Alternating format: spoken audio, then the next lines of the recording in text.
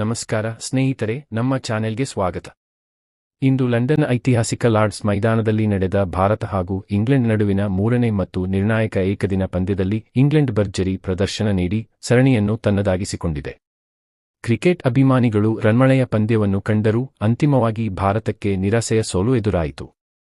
ಪಂದ್ಯದಲ್ಲಿ ಟಾಸ್ ಗೆದ್ದ ಇಂಗ್ಲೆಂಡ್ ಮೊದಲು ಬ್ಯಾಟಿಂಗ್ ಆಯ್ಕೆ ಮಾಡಿಕೊಂಡಿತು.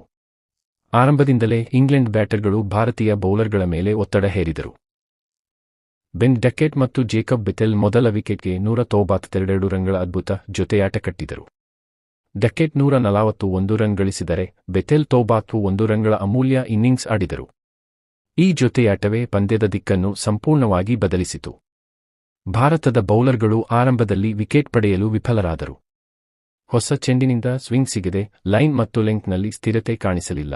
ಮಧ್ಯ ಓವರ್ಗಳಲ್ಲಿ 1-2 ವಿಕೆಟ್ಗಳು ಬಿದ್ದರೂ ಆಗಲೇ ಇಂಗ್ಲೆಂಡ್ ಭದ್ರ ಅಡಿಪಾಯ ಹಾಕಿತ್ತು.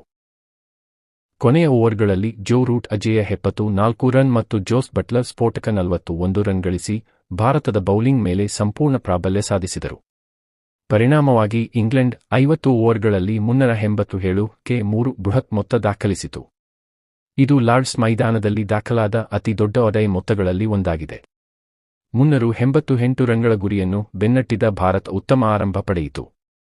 ನಾಯಕ ರೋಹಿತ್ ಶರ್ಮಾ ಆತ್ಮವಿಶ್ವಾಸದಿಂದ ಬ್ಯಾಟಿಂಗ್ ಮಾಡಿ ಅದ್ಭುತ ಶತಕ ದಾಖಲಿಸಿದರು.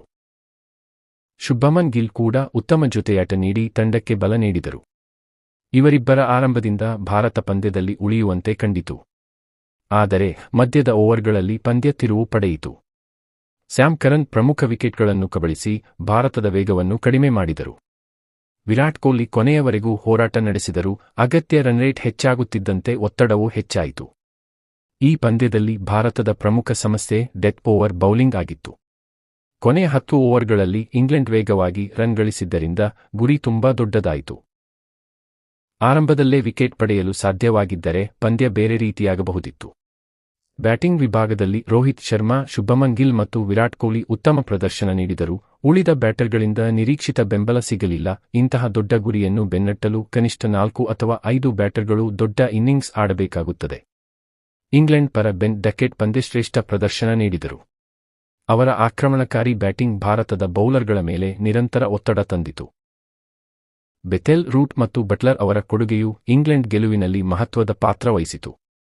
ಈ ಸರಣಿಯಿಂದ ಭಾರತ ಕಲಿಯಬೇಕಾದ ಹಲವು ವಿಷಯಗಳಿವೆ. ಹೊಸ ಚೆಂಡಿನ ಬೌಲಿಂಗ್, ಮಧ್ಯದ ಓವರ್ಗಳಲ್ಲಿ ವಿಕೆಟ್ ಪಡೆಯುವ ಸಾಮರ್ಥ್ಯ ಮತ್ತು ಡೆತ್ ಓವರ್ಗಳ ನಿಯಂತ್ರಣವನ್ನು ಇನ್ನಷ್ಟು ಉತ್ತಮಗೊಳಿಸಬೇಕಾಗಿದೆ. ಜೊತೆಗೆ ದೊಡ್ಡ ಗುರಿಯನ್ನು ಬೆನ್ನಟ್ಟುವಾಗ ಮಧ್ಯಮ ಕ್ರಮಾಂಕದ ಜವಾಬ್ದಾರಿಯೂ ಹೆಚ್ಚಬೇಕು. ಕ್ರಿಕೆಟ್ನಲ್ಲಿ ಸೋಲು ಗೆಲುವು ಸಹಜ. ಆದರೆ ಈ ಪಂದ್ಯದಲ್ಲಿ ಭಾರತ ಕೆಲವು ಉತ್ತಮ ಹೋರಾಟವನ್ನು ತೋರಿಸಿದೆ. ರೋಹಿತ್ ಶರ್ಮಾ ಅವರ ಶತಕ ಹಾಗೂ ವಿರಾಟ್ ಕೊಹ್ಲಿಯ ಹೋರಾಟ ಅಭಿಮಾನಿಗಳಿಗೆ ಭರವಸೆ ನೀಡಿದೆ. ಮುಂದಿನ ಸರಣಿಗಳಲ್ಲಿ ಭಾರತ ಇನ್ನಷ್ಟು ಬಲವಾಗಿ ಮರಳುವ ನಿರೀಕ್ಷೆಯಿದೆ. ಸ್ನೇಹಿತರೆ, ಈ ಪಂದ್ಯದ ಬಗ್ಗೆ ನಿಮ್ಮ ಅಭಿಪ್ರಾಯವೇನು? ಭಾರತದ ಸೋಲಿಗೆ ಮುಖ್ಯ ಕಾರಣ ಯಾವುದು ಎಂದು ನೀವು ಭಾವಿಸುತ್ತೀರಿ? ಕಾಮೆಂಟ್ನಲ್ಲಿ ತಿಳಿಸಿ. ವಿಡಿಯೋ ಇಷ್ಟವಾದರೆ ಲೈಕ್ ಮಾಡಿ, ನಿಮ್ಮ ಸ್ನೇಹಿತರೊಂದಿಗೆ ನಮ್ಮ ಚಾನೆಲ್ ಅನ್ನು ಸಬ್ಸ್ಕ್ರೈಬ್ ಮಾಡಿ.